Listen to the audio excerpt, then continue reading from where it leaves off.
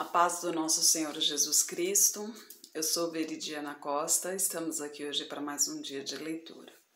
Senhor Deus e Pai, glorificado e exaltado és o teu santo nome. Muito obrigada, Pai, por mais um dia de vida. Agradeço por sua bênção e por sua proteção. Muito obrigada, Senhor, pelos teus livramentos, Pai. Nos abençoe nesta leitura, Senhor, que cada palavra sua seja ensinamento em nossas mentes e em nossos corações, nos inspire e nos direcione sempre a Ti, em nome de Jesus. Se inscreva no canal, ative o sininho para receber as notificações, Curta, compartilhe, comente. É sempre bom interagir com o canal, Sempre bom compartilhar a palavra do Senhor. Espero que você esteja gostando da leitura. Como eu sempre digo, é uma leitura simples, Não tenho muito conhecimento, não tenho conhecimento da palavra do Senhor. A gente está aqui aprendendo juntos, E a gente continua no livro de Ezequiel. E hoje a gente vai ver a profecia contra Amon. Lembrando que Ezequiel, um profeta do Senhor, que ele estava na Babilônia, Que ele foi um dos cativos quando recebeu o chamado, E veio a mim a palavra do Senhor dizendo: Filho do homem, dirige o teu rosto contra os filhos de Amon e profetiza contra eles. E diz aos filhos de Amon: Ouve a palavra do Senhor Jeová, assim diz o Senhor Jeová, porquanto tu disseste, contra o meu santuário, quando foi profanado, e contra a terra de Israel, quando foi assolada, e contra a casa de Judá, quando foi ao cativeiro, portanto, eis que te entreguei em possessão aos do Oriente, e em ti estabelecerão os seus acampamentos, e porão em ti as suas moradas. Eles comerão os teus frutos e beberão teu leite. Farei de Rabá uma estrebaria de camelos, e dos filhos de Amon um curral de ovelhas. Então sabereis que eu sou o Senhor. Porque assim diz o Senhor Jeová: porquanto batestes palmas, sapateaste, e com todo o desprezo do teu coração te alegraste contra a terra de Israel, portanto, eis que eu tenho estendido a minha mão sobre ti e te darei por despojo às nações. Te arrancarei dentre os povos, te destruirei dentre as terras e acabarei de todo contigo. Então saberás que eu sou o Senhor. Veja só, tá vendo? O povo de Israel, o povo de Judá, de Jerusalém, estava sofrendo ali, estava sofrendo a ira do Senhor por ter profanado o nome do Senhor, mas o pessoal de Amon, da tribo de Amon, eles, pela alegria deles, por verem a terra sendo desolada, Deus também os castigou por isso, Porque a palavra de Deus diz: ai daqueles que mexer com um dos meus ungidos, Embora o povo se rebelou, o povo se voltou contra o Senhor, andando a outros deuses, se prostituiu na realidade, como Deus mesmo diz, mas é o povo de Deus, É o povo que foi escolhido para ser o povo de Deus. Então, Deus fez a purificação ali, O fogo é exatamente para isso, para fazer a purificação. Deus fez a purificação da terra, para que ficasse somente aqueles que realmente andam nos caminhos do Senhor. E aqueles que zombam, do povo de Deus, esses também recebem a paga também, Esses também recebem a paga do Senhor, Aí a profecia contra Moabe, no versículo 8. Assim diz o Senhor Jeová: porquanto dizem Moabe e Seir, eis que a casa de Judá é como todas as nações, portanto eis que eu abrirei o lado de Moabe desde as cidades, desde as suas fronteiras, a glória da terra, Bet-Jesamote, Baal-Meon e Kiriatim, e as do Oriente contra os filhos de Amon, e entregarei em possessão, para que não haja memória dos filhos de Amon entre as nações. Também executarei juízos sobre Moabe, e saberão que eu sou o Senhor. E a profecia agora é contra Edom, no versículo 12. Assim diz o Senhor Jeová: porquanto Edom se houve vingativamente para com a casa de Judá, e se fez culpadíssimo quando se vingou deles, portanto assim diz o Senhor Jeová: também estenderei a minha mão sobre Edom, e arrancarei dele homens e animais, e a tornarei em deserto, e desde Temã até Dedã cairão a espada, e exercerei a minha vingança sobre Edom pela mão do meu povo de Israel. Então farão em Edom segundo a minha ira e segundo o meu furor, e conhecerão a minha vingança, diz o Senhor Jeová. E a profecia contra os filisteus no versículo 15. Assim diz o Senhor Jeová: porquanto os filisteus se houveram vingativamente e executaram vingança com desprezo de coração, para destruírem com perpétua inimizade, portanto assim diz o Senhor Jeová: eis que eu estendo a minha mão sobre os filisteus, arrancarei os quereteus e destruirei o restante da costa do mar, e executarei sobre eles grandes vinganças com furiosos castigos, e saberão que eu sou o Senhor quando eu tiver exercido a minha vingança sobre eles. A palavra do Senhor é forte, né? Quando Deus derrama o seu furor, realmente é fogo santo que cai do céu. E a profecia contra Tiro, no capítulo 26. E sucedeu num 10º ano, ao primeiro do mês, que veio a mim a palavra do Senhor, dizendo: filho do homem, visto que Tiro disse contra Jerusalém: está quebrada a porta dos povos, virou-se para mim, e eu me encherei agora que ela está assolada. Portanto, assim diz o Senhor Jeová: eis que estou contra ti, ó Tiro, e farei subir contra ti muitas nações, como o mar faz subir as suas ondas. Elas destruirão os muros de Tiro e derrubarão as suas torres. Eu lhe varrerei o seu pó, e dela farei uma rocha descalvada. No meio do mar virá a ser um enxugadouro das redes, porque eu o falei, diz o Senhor Jeová, e servirá de despojo para as nações. E as suas filhas que estão no campo serão mortas à espada, e saberão que eu sou o Senhor, porque assim diz o Senhor Jeová: eis que eu, desde o norte, trarei contra Tiro a Nabucodonosor, rei de Babilônia, o rei dos reis, com cavalos, com carros, com cavaleiros, companhias e muito povo. As tuas filhas que estão no campo, ele as matarás à espada, e levantará um baluarte contra ti, fundará uma trincheira contra ti, e levantará paveses contra ti, e disporá os seus arietes contra os teus muros, e derrubará as tuas torres com os seus machados.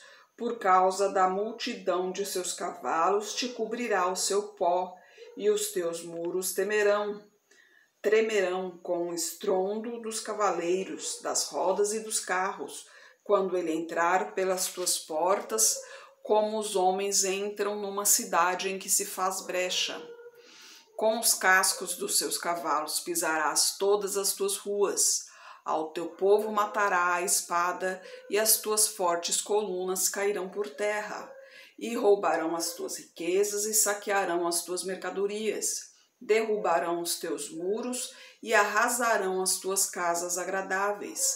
Lançarão no meio das águas as tuas pedras, as tuas madeiras e o teu pó.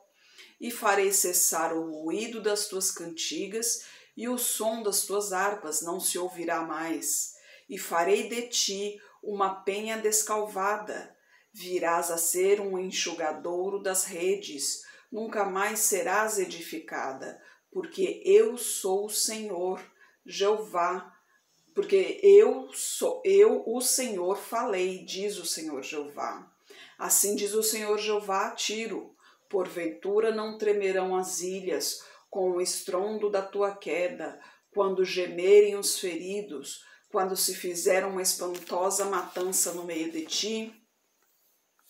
E todos os príncipes do mar descerão dos seus tronos, tirarão de si os seus mantos e despirão as suas vestes bordadas, se vestirão de tremores, sobre a terra se assentarão e estremecerão a cada momento.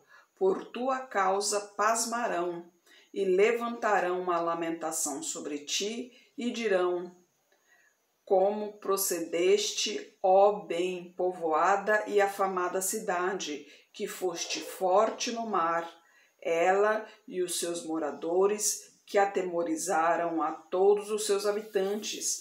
Agora estremecerão as ilhas no dia da tua queda.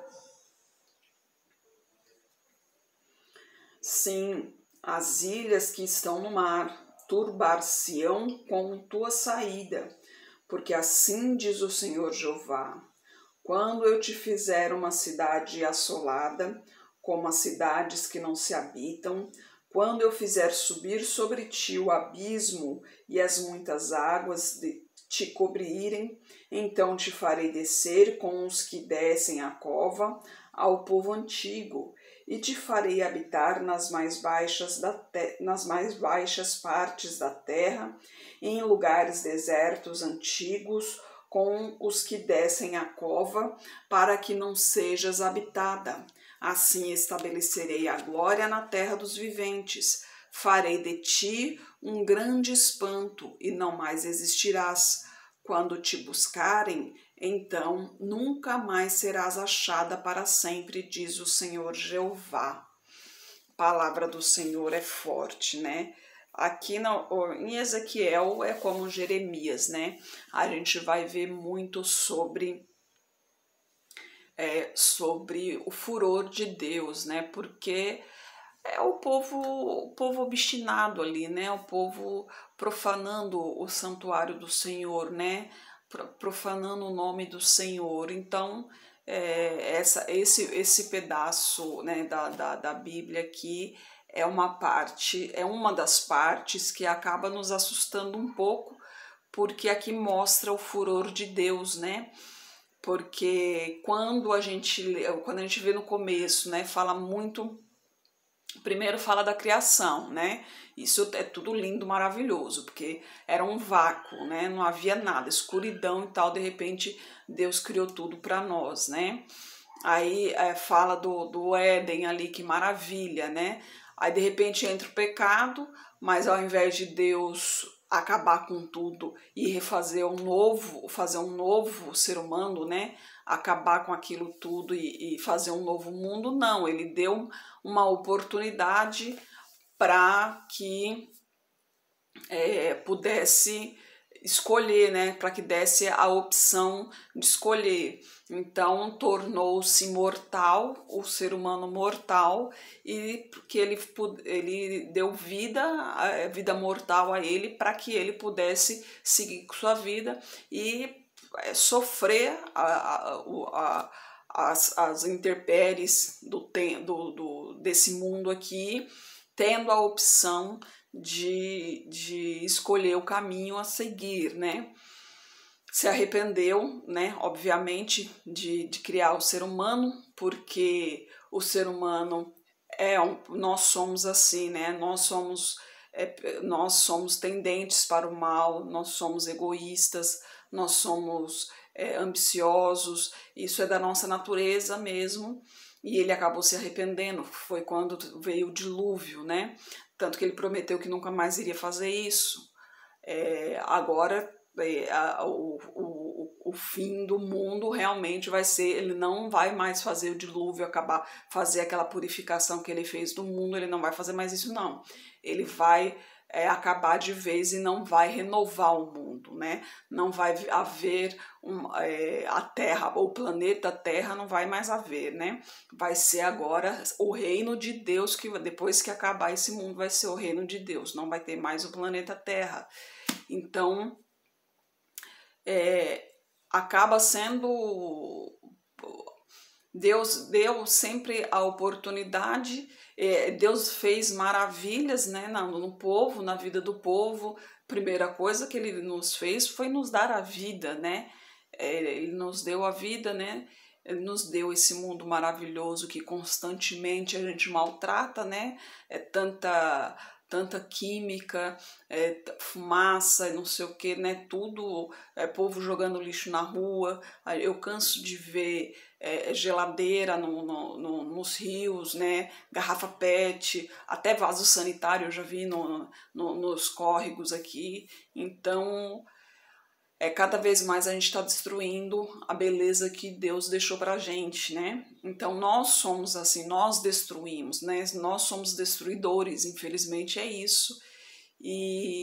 Então agora a gente está vendo esse furor de Deus, porque lógico, né? Imagina só, Deus fez toda essa maravilha e ele foi sempre abençoando o povo, sempre protegendo, sempre guiando, tanto que ele criou as leis exatamente por isso, porque o povo começou a se soltar demais, né? Para não dizer outra coisa, o povo começou a aprontar demais.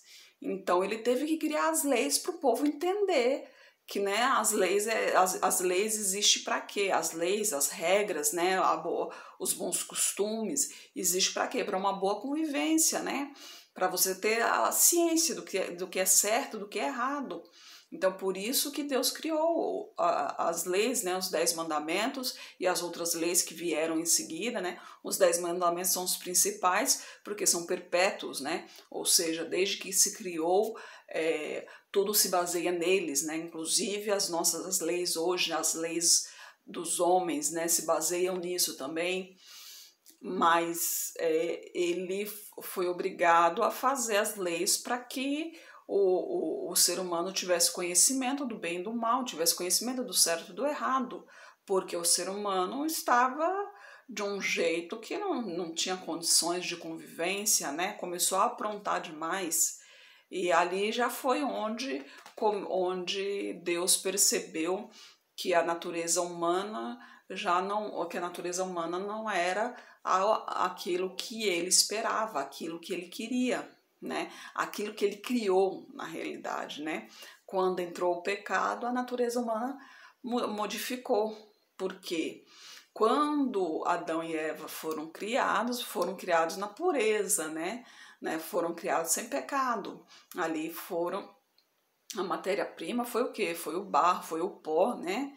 E então ali foi o fôlego de vida diretamente em suas narinas, então não havia pecado ali.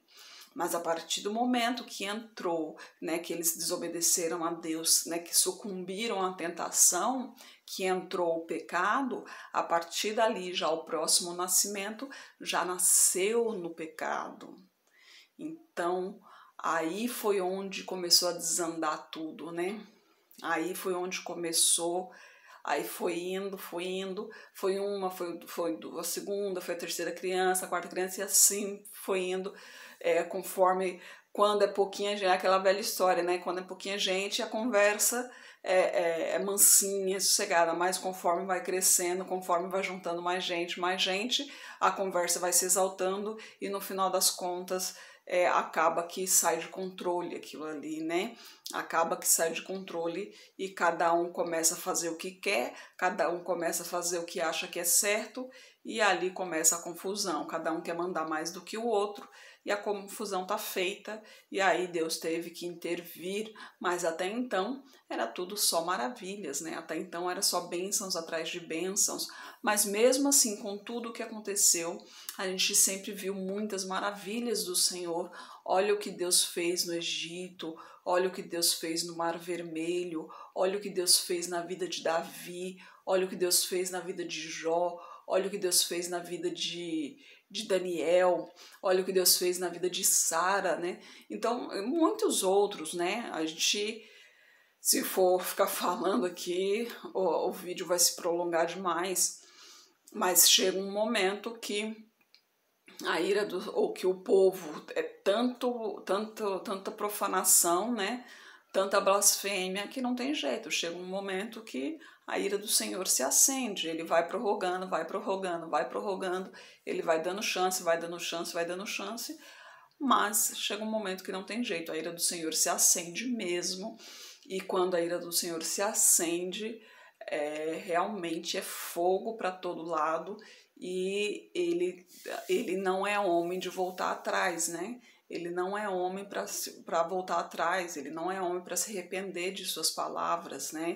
Normalmente o que ele promete, ele cumpre, a não ser quando teve o caso de Ló, por exemplo, o irmão de Abraão, né, que ele queria, o caso de Sodoma e Gomorra, né, que Abraão começou a contestar a Deus, que Deus queria destruir Sodoma e Gomorra. Ele falou, mas se tiver 50 pessoas, mas se tiver 40 pessoas boas, vai destruir?